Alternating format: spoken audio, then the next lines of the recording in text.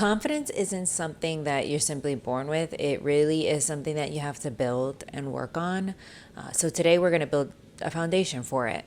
If you ever looked at a woman and felt like she was owning the room, or you're like, damn, she's so pretty, or like, wow, I love her outfit, she's just a vibe, that could be you too. And it potentially already is. You just need to have a little bit more confidence. Even if you fake it till you make it, you just need to train it like it's a skill. So here's your beginner's guide to becoming her.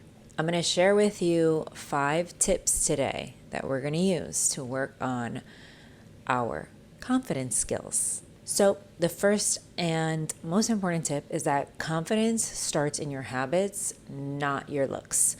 You can be the most beautiful woman in the world, know how to do your makeup, know how to do your hair, always be manicured. But if you have poor habits, that immediately knocks off like 10 out of 20 attractiveness points from you. So your confidence really has to start in your habits.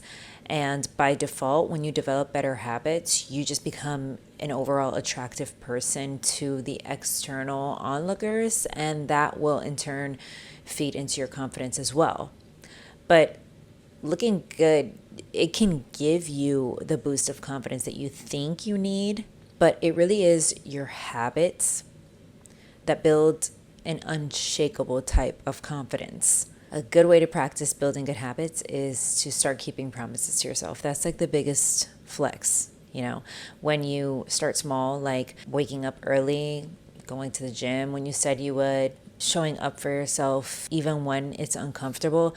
Those are the biggest flexes because you are committing to yourself first and foremost. And that is the number one thing that you need to be doing to feed your confidence and to know that you're that girl, okay? So start building better habits and you naturally are going to start having more confidence because having discipline is sexy. People like that stuff. Everybody's attracted to it, including your own self.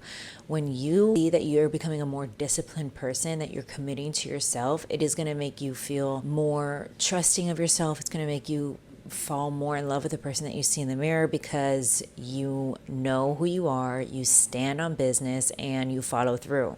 What's more attractive than that? Please let me know if you have something, because I don't know anything that's more attractive than that. The second tip, we're going to stop asking for permission. Oh, buddy. The second thing that we're doing to build up our confidence and have that bitch energy is we're going to stop asking for permission.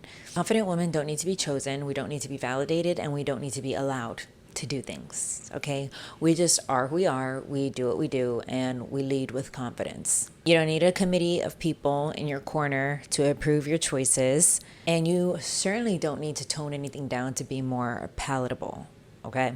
Stop asking for permission to be the most confident, the most best, the most loudest, the most bold version of yourself because you don't need it. Just be who you are.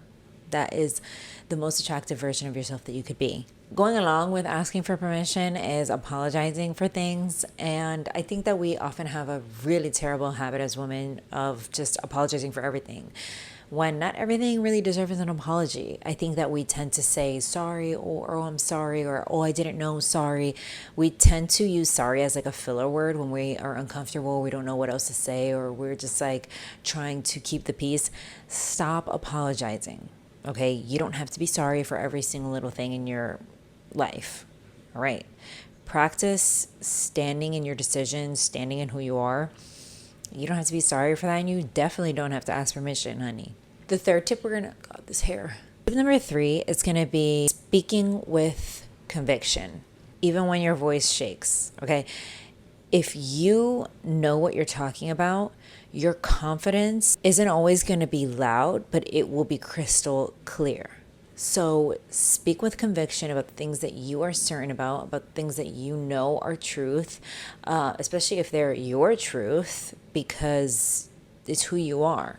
So it is really important for us to practice saying what we mean and stop feeling like we're bothering people, like, oh, sorry to bother you, or I was just wondering, maybe this is stupid. But speak with confidence, know who you are, have the chutzpah to speak up and just be who you are going to be.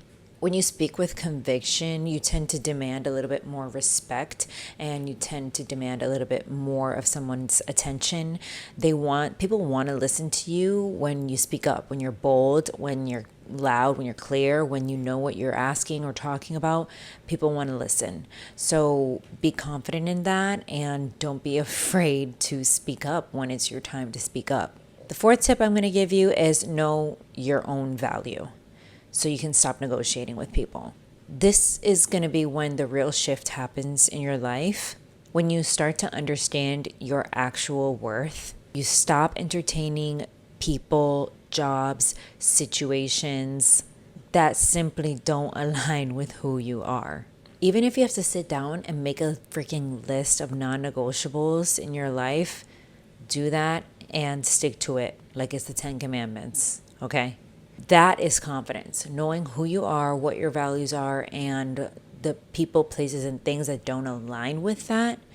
That's confidence. Removing those things from your life and moving in the direction that you know you're supposed to be moving in, that's moving with confidence. The last and final tip that I'm going to give you is that confidence doesn't equate perfection.